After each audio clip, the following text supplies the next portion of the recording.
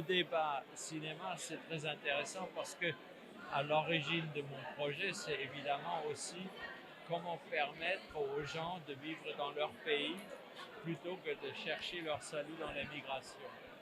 Et c'est ça qui est formidable qu'avec Atlantide et Pirogue et d'autres films africains, maintenant, vous nous montrez ce problème du point de vue africain.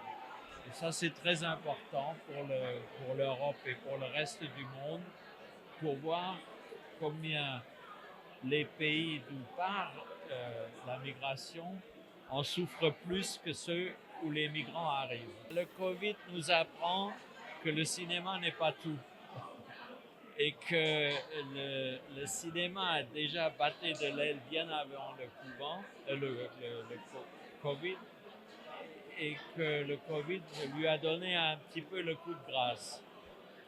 Je parle des salles de cinéma. Je ne donne pas cher de la survie des salles de cinéma. Les jeunes, de toute façon, se sont habitués à regarder les films sur les tablettes chez eux ou ailleurs. Et maintenant, disons, les anciens ont perdu le chemin du cinéma parce que c'est trop dangereux. Et puis, ils ont appris comment se servir d'un ordinateur pour voir les films chez eux.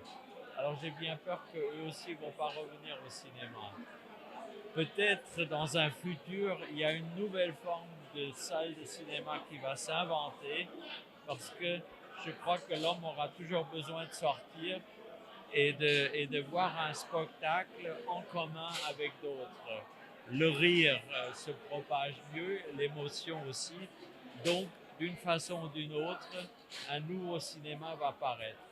Je ne sais pas s'il y a assez de films dans les différents pays pour parler d'un cinéma sénégalais, ivoirien, ghanéen. Les films, finalement, c'est des œuvres individuelles.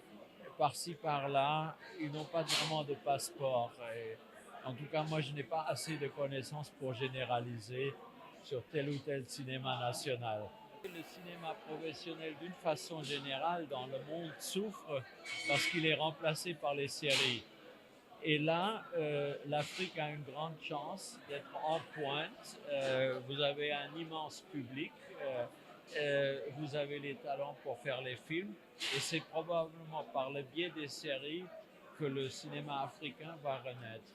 Pour parler de Volker Schlondorf, hein, qui est la question posée sur ce cinéaste, ce grand cinéaste allemand, effectivement, bon, lui, il a quand même participé au développement du cinéma allemand.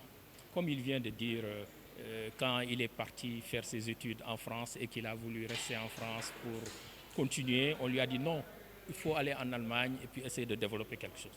Voilà, donc il fait partie vraiment des gens qui ont développé le cinéma allemand, à savoir Wim Wenders, Volker Schlondorf, Fassbinder, hein, c'est des noms très connus et c'est ce groupe qui a permis aujourd'hui au cinéma allemand de se développer. Parce qu'à l'époque, hein, n'oublions pas qu'après la guerre, il y a eu la défaite. Et puis les Américains qui occupaient l'Allemagne de l'Ouest et qui amenaient leur cinéma là-bas. Maintenant, il fallait que les Allemands puissent faire des films à eux pour montrer leur histoire, essayer de réveiller les Allemands par rapport à ce traumatisme de la guerre. Voilà, donc maintenant, comment on peut dire aussi qu'il est devenu un grand cinéaste, parce que bon, il a fait quand même peut-être une vingtaine d'œuvres, hein, de films. Hein. Bon, il y a des œuvres qui marquent l'honneur perdu de Katharina Blum, hein, qui est aussi la période où en Allemagne il y avait la jeunesse allemande qui luttait contre le pouvoir qui était là-bas. Bon, voilà, c'était ça.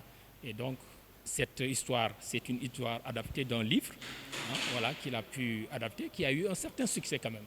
Mais son plus grand film, qui a eu vraiment un succès, je peux dire mondial, hein, au niveau de l'Occident, c'est Le Tambour.